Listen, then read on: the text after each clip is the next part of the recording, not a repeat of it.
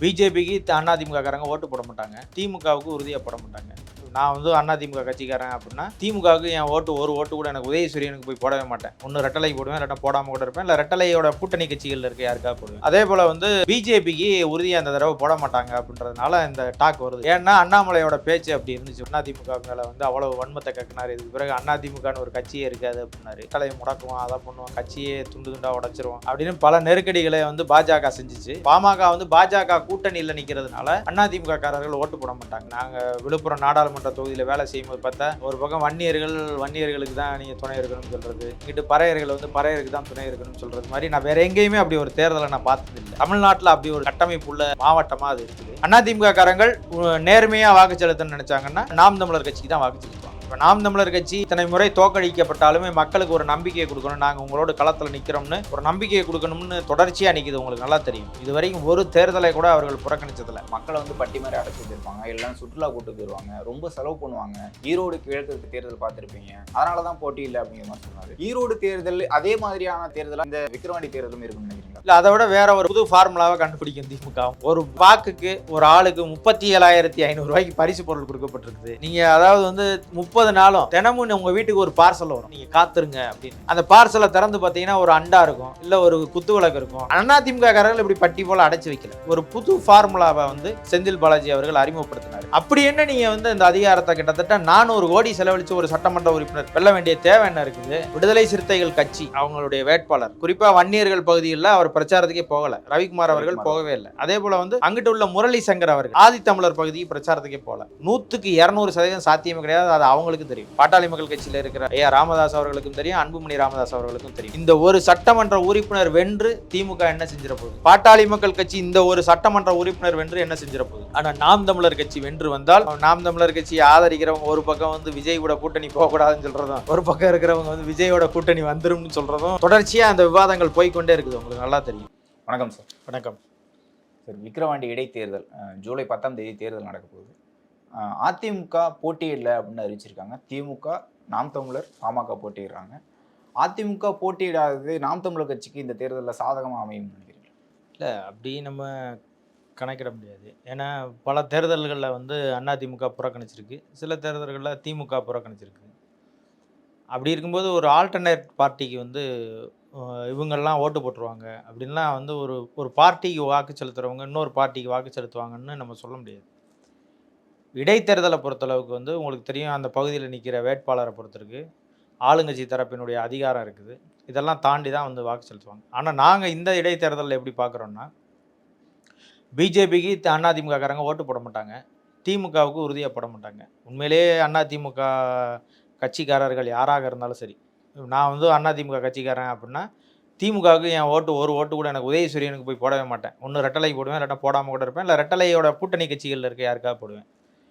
அதே போல் வந்து பிஜேபிக்கு உறுதியாக அந்த தடவை போட மாட்டாங்க அப்படின்றதுனால இந்த டாக் வருது. இப்போ உங்கள்கிட்டே பொதுவாக நான் சொல்ல வரேன்.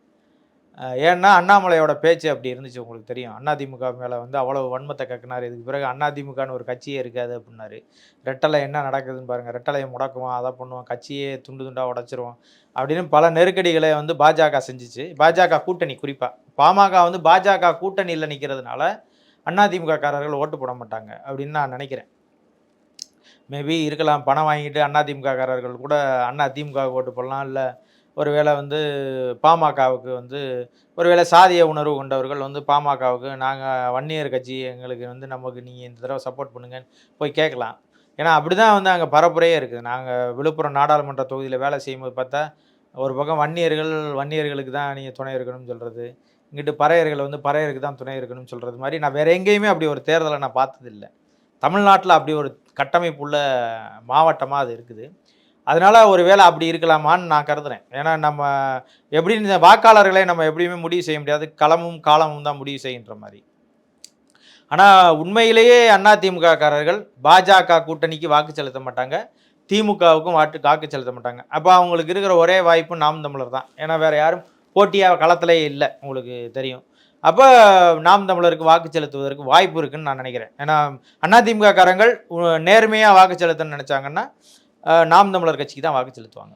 அதிமுக புறக்கணித்த பிறகு வந்து விசிகாவில் இருக்கக்கூடிய வன்னியர்ஸாக இருக்கட்டும், ப. சிதம்பரம் காங்கிரஸ் அவர்களாகட்டும் என்ன சொன்னாங்கன்னா, பிஜேபி மோடி சொல்றத கேட்டுட்டு இந்த முறை வந்து எடப்பாடி போட்டியிடல. இது வந்து பாமகவுக்கு சாதகமா அமையுங்கிறதுனால தான் போட்டியிடாம போயிருக்காரு அப்படின்னு ஒரு குற்றச்சாட்டு வைக்கிறாங்கல்ல.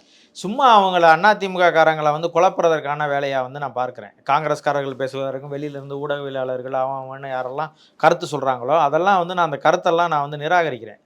இபிஎஸ் வந்து அப்படி வந்து பாஜகவுக்கு ஆதரவாக செயல்படுவதற்கான வாய்ப்பு இல்ல. இப்ப சசிகலா அவர்கள் ஒரு பேட்டி குடுத்தாங்க. முந்தா ஆமா. நேத்து நீங்க பார்த்திருப்பீங்க. திமுகவுக்கு ஆதரவா தான் அவர் வந்து இபிஎஸ் வந்து EPS புறக்கணிச்சுட்டாருன்னு சொல்லி சொன்னாங்க. அப்ப எத நம்ம நம்புறது? ஒருவேளை ஆளுங்கட்சியினுடைய தரப்புனால வந்து இந்த தேர்தல்ல போட்டியிடாதீங்க. நாங்க எங்களுக்கு வந்து பெருவாரியான வாக்குகள் வித்தியாசத்துல ஜெயிச்சுக்கிறோம்னு திமுக சொல்லிருச்சுன்னு அவங்க போட்டியிடலையா? அப்படி கிடையாது. ஒரு அரசியல் கட்சி இருக்குன்னா, அந்த கட்சியில ஒரு கட்டமைப்பு இருக்கும். தலைமை குழு இருக்கும். பொதுச் செயலாளர் இருப்பாங்க. இந்த தேர்தலை எதிர்கொள்வோமா வேண்டாமான்னு அவங்க தான் முடிவு செய்வாங்க. அவங்களுக்கு பல சூழல் இருக்கலாம். இப்ப இந்த தேர்தல்ல இவ்வளவு மெனக்கெட வேண்டிய தேவை என்ன இருக்குதுன்னு. உங்களுக்கு தெரியும் ஒவ்வொரு பாராளுமன்ற தொகுதிக்கும் குறைஞ்சபட்சம் 10 கோடிக்கு மேல செலவு செஞ்சுச்சு இந்த அதிமுக இந்த முறை. கிட்டத்தட்ட 500 கோடிக்கு மேல செலவு செஞ்சு ஒரு சீட்ட கூட அவங்களால எடுக்க முடியல. அப்ப இந்த இடைத்தேர்தல்லையும் பெருவாரியா பொருளாதாரம் செலவு செய்யப்படும். எதுல அதிமுகவுக்கு. செலவழிச்சும் ஒண்ணும் பண்ணல. திமுக அதுக்கு மேல செலவு செய்யும். அப்ப அதனால இந்த இடைத்தேர்தல்ல நம்ம பெருசா கவனம் செலுத்த வேண்டிய தேவையில்ல அப்படின்னு நினைக்கலாம். ஏன்னா, இந்த ஒரு சட்டமன்ற உறுப்பினர்னால எதுவும் ஆட்சி மாற்றம் நடக்க போதோ, எதுவும் நடக்க போதோ அப்படிலாம் ஒண்ணுமே கிடையாதுன்றதால தேர்தல் தோல்வி தான் பின்னாடி வந்துட்டாரு அப்படிங்கிற மாதிரி போட்டியிடாம பின்னாடி வந்ததுக்கான காரணம். இல்ல அப்படி இல்ல. அவங்க விரும்புறது தானே. இப்ப நாம் தமிழர் கட்சி இத்தனை முறை தோற்கடிக்கப்பட்டாலுமே மக்களுக்கு ஒரு நம்பிக்கைய குடுக்கணும். நாங்க உங்களோட களத்துல நிக்கிறோம்னு ஒரு நம்பிக்கைய குடுக்கணும்னு தொடர்ச்சியா நிக்குது. உங்களுக்கு நல்லா தெரியும். இதுவரைக்கும் ஒரு தேர்தலை கூட அவர்கள் புறக்கணிச்சதில்ல.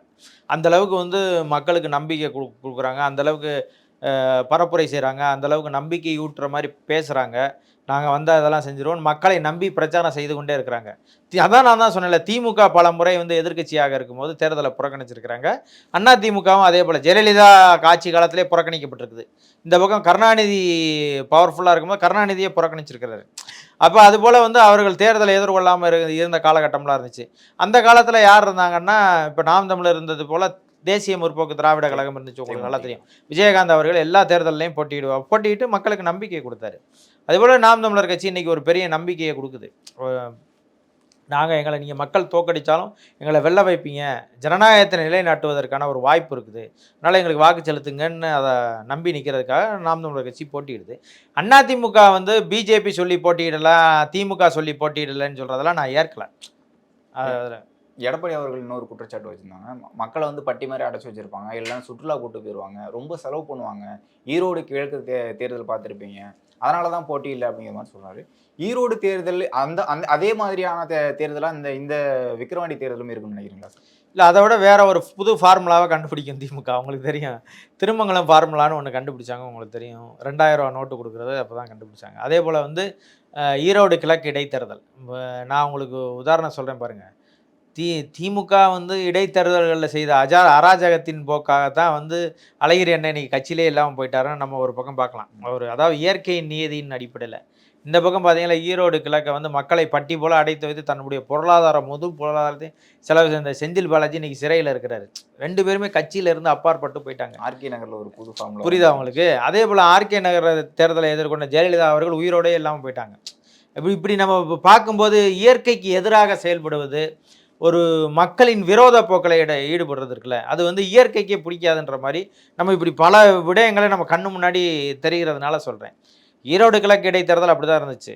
ஜூனியர் விகடனே ஒரு பட்டியல் போட்டு வெளியிட்டாங்க. ஜூனியர் விகடனே ஏதோ ஒரு பத்திரிகை வார இதழ் ஒண்ணு பட்டியலே போட்டிருந்தாங்க. ஒரு வாக்குக்கு ஒரு ஆளுக்கு ரூ. 37,500 பரிசு பொருள் குடுக்கப்பட்டிருக்குது. நீங்க அதாவது வந்து 30 நாளும் தினமும் உங்க வீட்டுக்கு ஒரு பார்சல் வரும். நீங்க காத்துருங்க அப்படின்னு. அந்த பார்சல திறந்து பார்த்தீங்கன்னா, ஒரு அண்டா இருக்கும். இல்ல ஒரு குத்து விளக்கு இருக்கும். இல்ல ஒரு இது இருக்கும். ஏதாவது ஒண்ணு இருக்கும். ஒரு பரிசு பொருள் வாட்ச் இருக்கும். இப்படி ஏதாவது ஒண்ணு இருக்கும். அப்படி நீங்க இப்படி கொடுக்கப்பட்டது கொலுசு இருக்கும். இப்படி இருக்கும். இப்படி போட்டு அந்த பொருட்களை எல்லாம் போட்டு கிட்டத்தட்ட ரூ. 37,500 பெருமானம் உள்ள பொருட்கள் வந்து ஒரு வாக்காளருக்கு குடுக்கப்பட்டிருக்குது அப்படின்னு சொல்லி சொன்னாங்க. அது போக வந்து நம்ம தேர்தலுக்கு வந்து ஒரு வாக்குக்கு ஒரு தடவை காசு குடுப்பாங்க. இப்ப நீங்க வாக்காளராவோ, நான் வாக்காளராவோ அந்த தொகுதியில இருந்தா தேர்தலுக்கு முந்தின நாளோ இல்ல 2 நாளைக்கு முன்னாடியோ ஒரு வாக்குக்கு காசு குடுப்பாங்க. வீட்ல எத்தனை ஓட்டுப்போ 5 ஓட்டு 5000 அப்படின்னு குடுப்பாங்க. இல்ல ஒரு ஓட்டுக்கு 2000 10,000 குடுப்பாங்க. அப்படிதான் நம்ம பார்த்துருக்கிறோம். ஆனா போன தேர்தல் எப்படி இருந்துச்சு அப்படின்னா, ஈரோடு கிழக்கு இடைத்தேர்தல் மக்களை அழைத்து கொண்டு போய் ஒரு ஷெட்டு போட்டு வச்சுருவாங்க. அதான் பட்டின்னு சொல்றாங்கல்ல. அதாவது கிடையில, அதாவது ஆடு மாடுகளை கொண்டு போய் அடைத்து வைக்கிறது போல் ஒரு இடத்துல அடைச்சி வச்சுருவாங்க.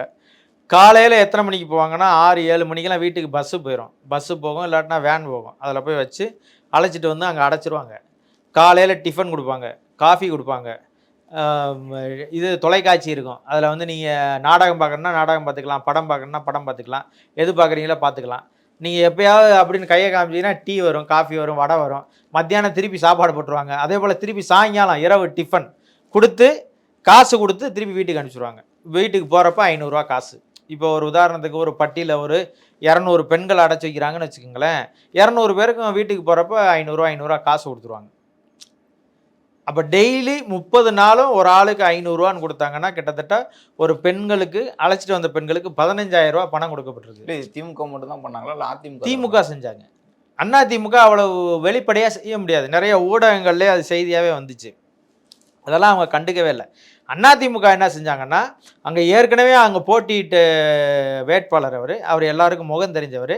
அதுவும் போக அங்கே அவங்க வந்து கவுண்டர்கள் தங்களுடைய பலத்தை நிரூபிக்கணும். அது குறிப்பாக வந்து அதிமுக வந்து அப்போ தான் இபிஎஸ் வந்து தலைமையேற்ற நேரம்.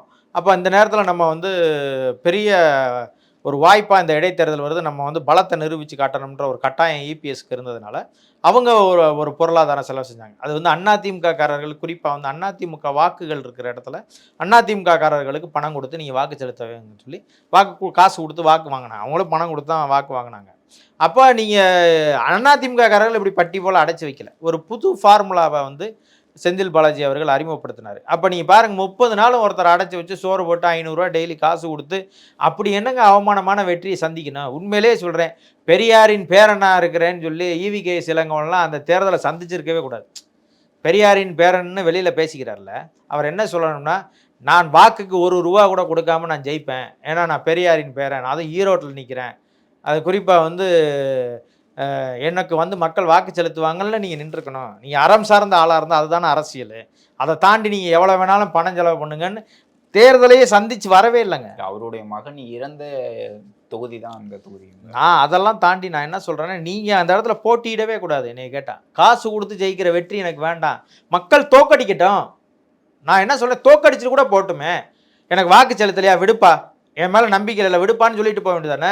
அப்படி என்ன நீங்கள் வந்து இந்த அதிகாரத்தை கிட்டத்தட்ட 400 கோடி செலவழித்து ஒரு சட்டமன்ற உறுப்பினர் வெல்ல வேண்டிய தேவை என்ன இருக்குது? அவ்வளவு அராஜகம் செய்ய வேண்டிய தேவை என்ன இருக்குது? அது இபிஎஸ் அவர்கள் சொல்கிற வைக்கிற குற்றச்சாட்டு சரி.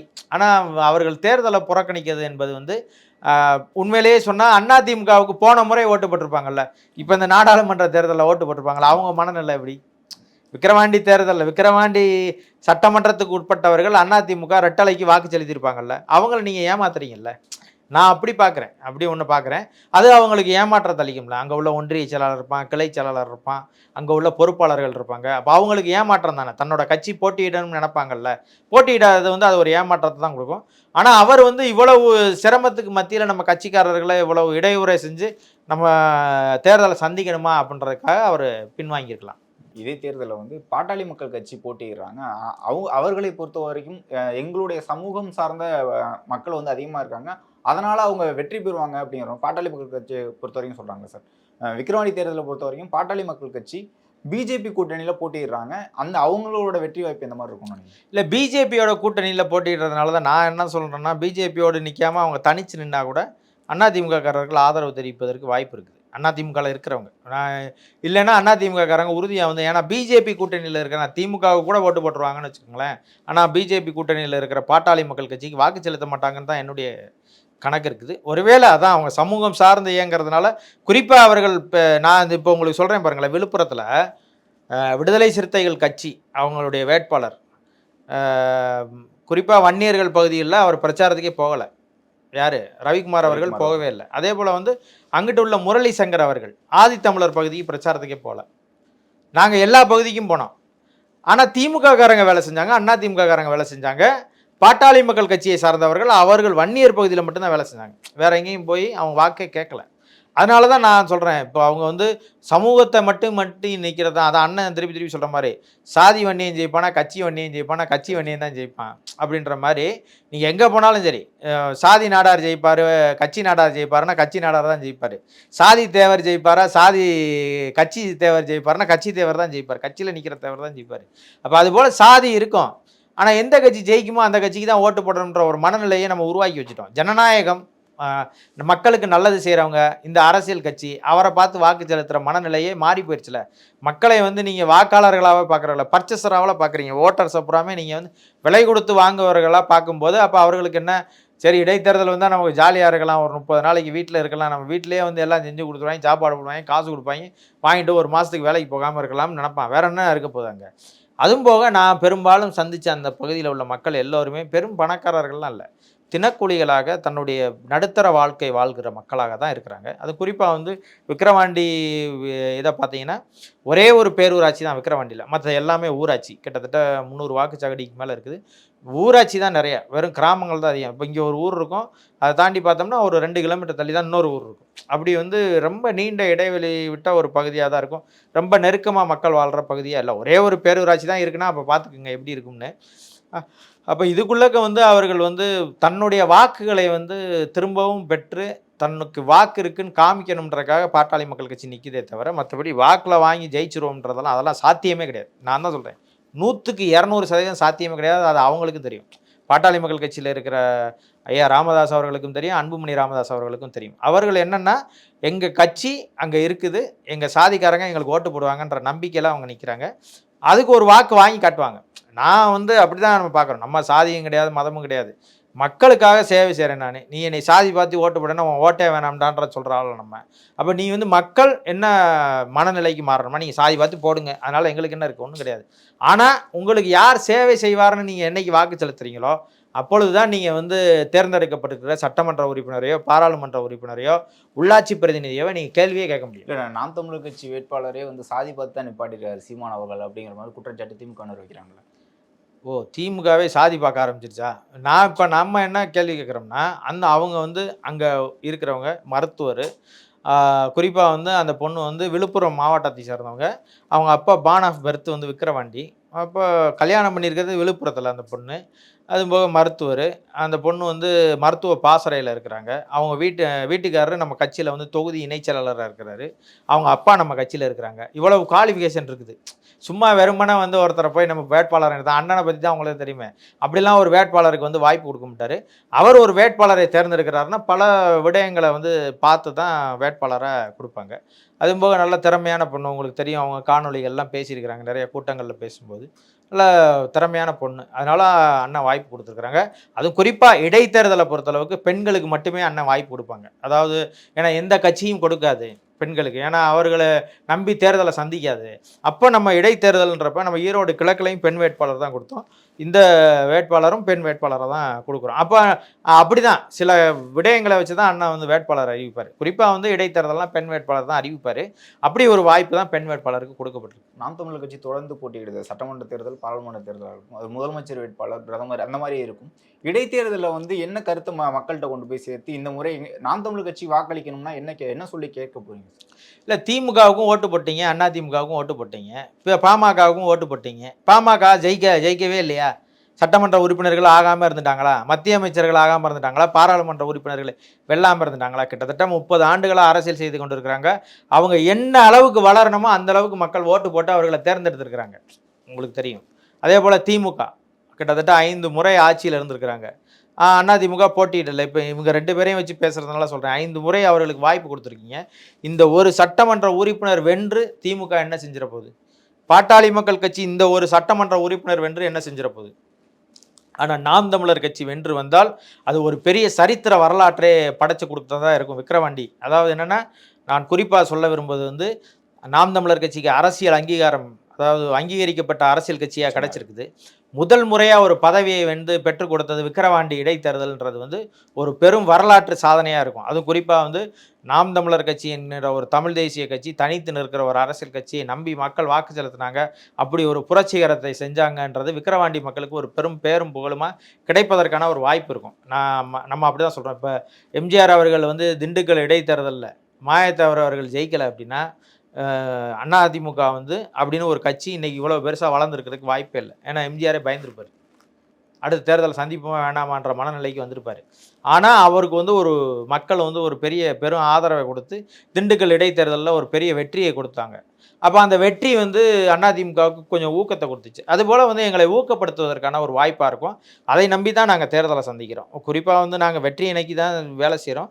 ஆனால் மக்கள் தான் அதுக்கு வாக்கு செலுத்தணும். மக்கள் வந்து என்னைக்கு வேட்பாளரையும் கட்சியையும் இந்த கட்சி கொள்கை கோட்பாடு இந்த வேட்பாளர் வென்று வந்தால் தான் இந்த விக்கிரவாண்டி தொகுதி விளங்கும் அப்படின்னு நினச்சிங்கன்னா ஓட்டு போடுங்க. இல்லை அதிமுகவுக்கு திமுகவுக்கு ஆளுங்கட்சிக்கு ஓட்டு போட்டால் தான் நமக்கு ஏதாவது கிடைக்கும்னு நினச்சிங்கன்னா ஓட்டு போடுங்க. எங்களுக்கு ஒன்றும் இல்லை. இன்னும் இருக்க போகிறதே 2 ஆண்டு தான். உங்களுக்கு நல்லா தெரியும். இன்னும் 1.25 வருஷம் தான் இருக்க போகுது சட்டமன்றமே. அப்போ இந்த 1.25 வருஷத்துக்குள்ளாக்க இந்த வேட்பாளர் வென்று வந்து என்ன செஞ்சிட போகிறாரு? இப்போ நாம் தமிழர் கட்சி வென்று வந்துச்சுன்னா குறைந்தபட்சம் எதிர் தரப்பில் இருக்கிற கேள்விகளை எழுப்புவதற்காகவாவது வாய்ப்பு இருக்கும். அதிமுக இன்றைக்கி பேச மாட்டேது சட்டமன்றத்தில், திமுக எதிர்த்து பேச மாட்டுது. இப்போ யாருமே எதிர்த்து பேசுறதுக்கு இல்லாத ஒரு சட்டமன்றமாக இயங்கி கொண்டு இருக்கிறது. ஒரு ஊமைகளின் கூடாரமாக அது இருக்குது. அந்த இடத்துல பேசுவதற்கு ஒரு வாய்ப்பை கொடுங்க.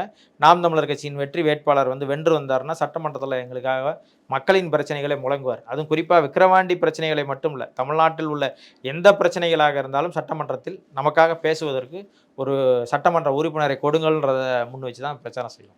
தமிழக வெற்றி கழகம் வந்து 2026 போட்டியிடுறதா சொல்லியிருந்தாங்க. இதற்கு முன்னாடியே அறிக்கை கொடுத்துருந்தாங்க. இப்போதைக்கு இன்னொரு அறிக்கை கொடுத்துருக்காங்க. உள்ளாட்சி தேர்தலையும் போட்டி இல்லை, விக்கிரவாண்டி தேர்தலையும் போட்டியும் இடல, யாருக்கும் ஆதரவு இல்லைன்னு சொல்லியிருக்காங்க. இதற்கு முன்னாடியே நாம் தமிழர் கட்சியினரும் சீமான் அவர்களும் கூட்டணி வைக்க வாய்ப்பு இருக்குது அப்படிங்கிற மாதிரி பேசியிருந்தாங்க. விஜய் அவர்கள் இந்த முறை விக்கிரவாண்டியில் நாம் தமிழர் கட்சிக்கு ஆதரவாக இல்லாததுக்கான காரணம் என்ன? இல்லை, அவர் 26 தேர்தலுக்கு தான் வருவேன்னு முன்கூட்டியே அறிவிச்சிட்டாரு. இப்போ இல்லை, இப்போ திரும்ப இதை வச்சுக்கிட்டு யாராவது ஒருத்தர் சர்ச்சையை ஏற்படுத்தி கொண்டு இருப்பாங்க. இப்போ நிறைய பேர் நமக்கு தெரியும். ஒரு பக்கம் நாம் தமிழர் கட்சியை ஆதரிக்கிறவங்க ஒரு பக்கம் வந்து விஜயோட கூட்டணி போகக்கூடாதுன்னு சொல்கிறதும், ஒரு பக்கம் இருக்கிறவங்க வந்து விஜயோட கூட்டணி வந்துரும்னு சொல்கிறதும் தொடர்ச்சியாக அந்த விவாதங்கள் போய்கொண்டே இருக்குது. உங்களுக்கு நல்லா தெரியும்.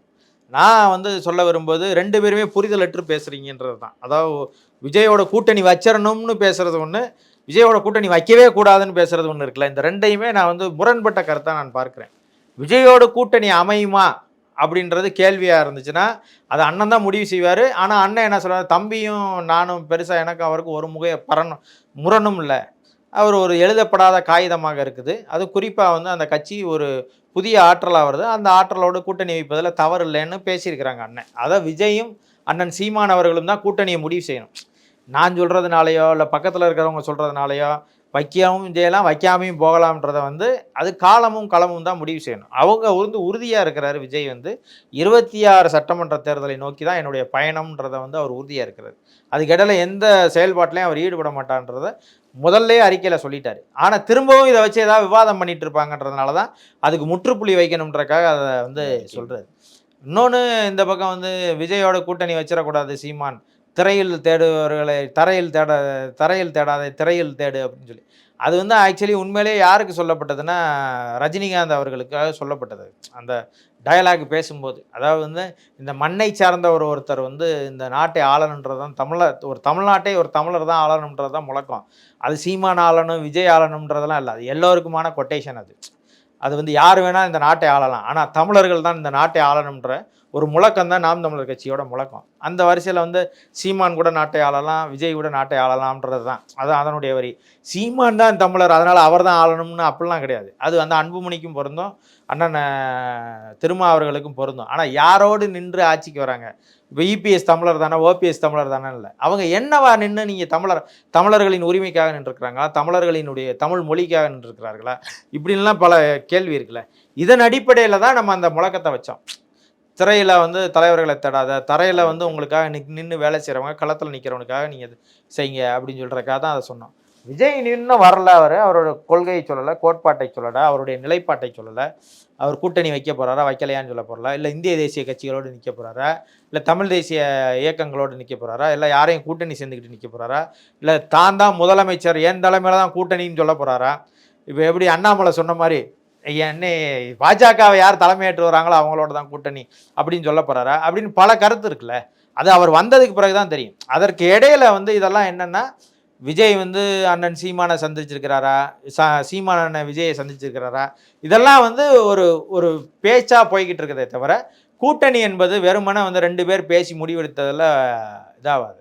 அது ஒரு கால ஓட்டத்தில் அவங்க கொள்கை கோட்பாட்டை வச்சு தான் நம்ம கூட்டணின்றதே முடியும். சீமான் கூட்டணி அப்படின்னு இன்னைக்கு வாய் திறந்தா பல கோடிகளை கொட்டுவதற்கு ஆள் இருக்குது, பல சீட்டுகளை ஒதுக்கி கொடுக்கறதுக்கு ஆள் இருக்குது. ஆனால் சீமான் யாரோடு கூட்டணி வைக்க போறாருன்னு பல பேர் ஏக்கத்தோட இருக்காங்க. ஐயோ கூட்டணி வச்சாதான் ஜெயிக்க முடியும். இவ்வளவு நாளா என்ன சொன்னாங்க, கூட்டணி வைக்கலைன்னா கட்சி வந்து அவ்வளவுதான், முன்னாடி வாங்கின ஓட்டோட பின்னாடி போயிரும்னு சொன்னாங்க. இந்த ஓட்டை வந்து இன்க்ரீஸ் பண்ணிக்கிட்டே தான் போகுதே தவிர நாம் தமிழர் கட்சிக்குன்னு ஒரு பெரிய ஸ்டெஃபன் இருக்கு. அதாவது எல்லாத்தையும் சந்திக்கக்கூடிய ஒரு வல்லமை இருக்குது. அதனால வந்து விஜய் இருந்தால் தான் சந்திக்க முடியும் அப்படிலாம் கிடையாது. விஜய் தனியாக நிற்கிறேன்னா போய் நல்லா தனியாக நில்லுங்க, நாங்களும் தனியாக நின்று சண்டை போடுறோம். இப்போ எப்படி கமலஹாசன் தனியாக நின்று சண்டை போடுறேன்னு சொல்கிறப்ப நல்லபடியாக போய் சண்டை போடுங்கன்னு சொன்னோமோ அது போல தான் சொல்லுவோம். அது விஜயும் அண்ணன் சீமானும் தான் முடிவு செய்யணும், அது காலமும் களமும் தான் முடிவு செய்யணும். அதனால வந்து குழப்பிக்கிறாதீங்க. இப்போ வெளியிலேருந்து பேசுகிறவங்களா இருக்கட்டும், இங்கிட்ட இருந்து பேசுகிறவங்களா இருக்கட்டும், பொதுவாக வந்து குழப்பத்திற்குள் போகாதீங்க. என்ன முடிவோ அது வந்து காலமும் களம் தான். 2026 தான் அதை முடிவு செய்யணும்.